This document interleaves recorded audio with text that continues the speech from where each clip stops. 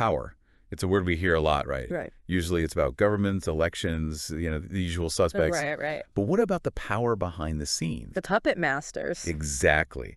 And that's where this deep dive takes us.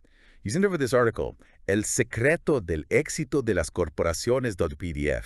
And let me tell you, it gets wild. We're talking tech giants, intelligence agencies. Conspiracy theories. Well, not quite. Yeah. But it does make you wonder.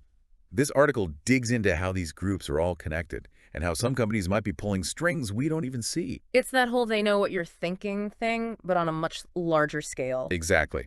And the heart of it all, data. It's the currency of power in this day and age. And to understand just how deep this rabbit hole goes, we got to start with a company you may or may not have heard of, Palantir Technologies. They're kind of a big deal, even if they fly under the radar for most people. They do. Data analysis, surveillance tech, you name it, they're there. But here's the kicker. Their origin story is straight out of a spy thriller. Oh, yeah. Their early days are fascinating. This article claims that back in 2004, they got a little visit from some folks at the CIA. Not just any visit. They got funding from In-Q-Tel, the CIA's own venture capital arm. A couple $1 million, right? That's not just an investment, it's practically an endorsement from the CIA. It is, and that's what's so interesting. The article argues it wasn't even about the money, really. It was the access, the support, the tech know-how that the CIA brought to the table. They were basically handed the keys to the kingdom. And boy, did they run with it. This article mentions a leaked document detailing Palantir's client list. The NSA, FBI, heck, even the CDC's in there. It reads like a who's who of government agencies dealing with, well, let's just say sensitive information. And that's where things get little, shall we say, ethically ambiguous. We're not just talking about spreadsheets and market research here. This is data on citizens, global trends, national security. The potential for overreach is enormous. It's Big Brother on steroids, almost. It's the question of who watches the watchers, taken to a whole new level. And it's not just about the companies themselves, it's the individuals behind them, too.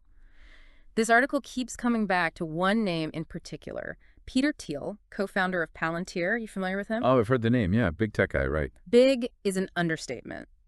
Thiel is fascinating because he embodies this convergence of tech, venture capital, and increasingly political ideology. We're talking Facebook, PayPal, even Clearview AI, the facial recognition software company. So he's got his fingers in a lot of pies, and some of those pies are, well, they're raising some eyebrows, to say the least. To put it mildly. And what's fascinating is that this article positions Thiel almost as a central figure in this whole web of connections, this nexus of power where tech and politics intertwine. So we've got this CIA-backed data giant, a network of powerful tech players, and at the center of it all, Peter Thiel, pulling the strings. It's enough to make you want to throw your phone in the ocean, isn't it? Almost.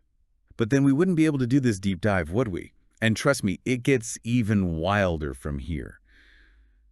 Okay, so we've established that data is power, but this article takes it a step further. They're not just collecting data, they're weaponizing it.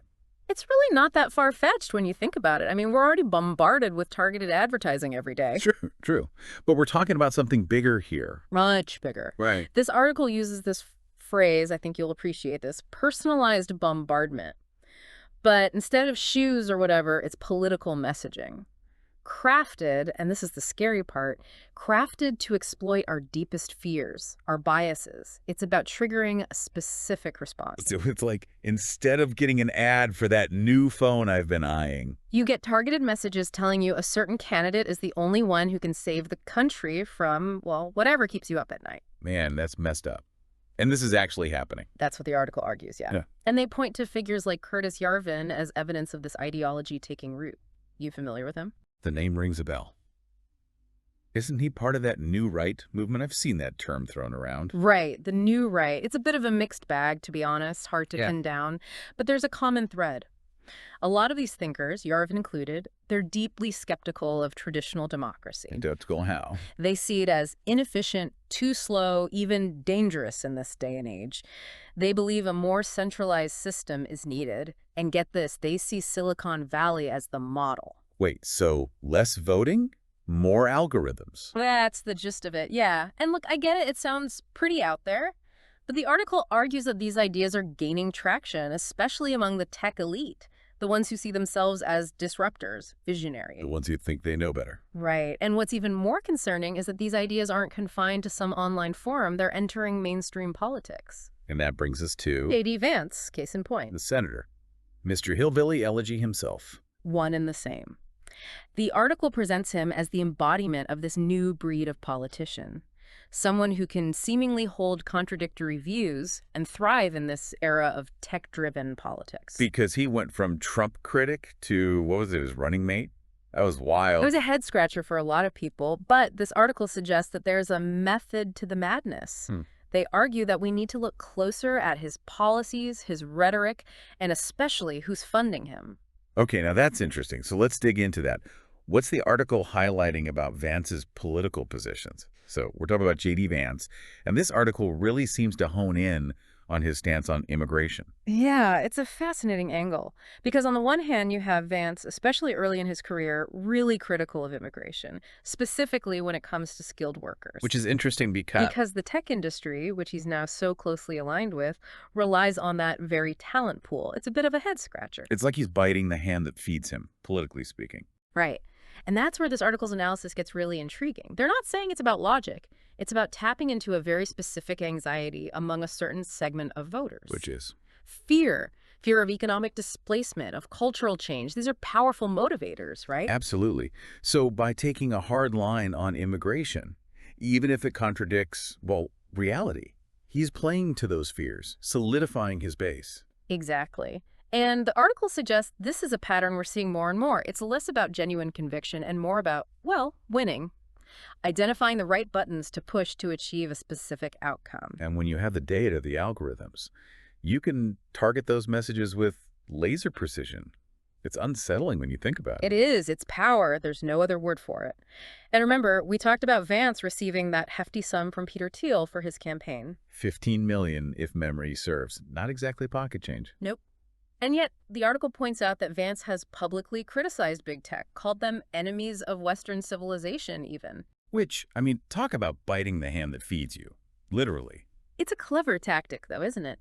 By occasionally criticizing the very forces propping him up, he creates this illusion of being an independent thinker, not beholden to special interests. The wolf in sheep's clothing, maybe? Perhaps.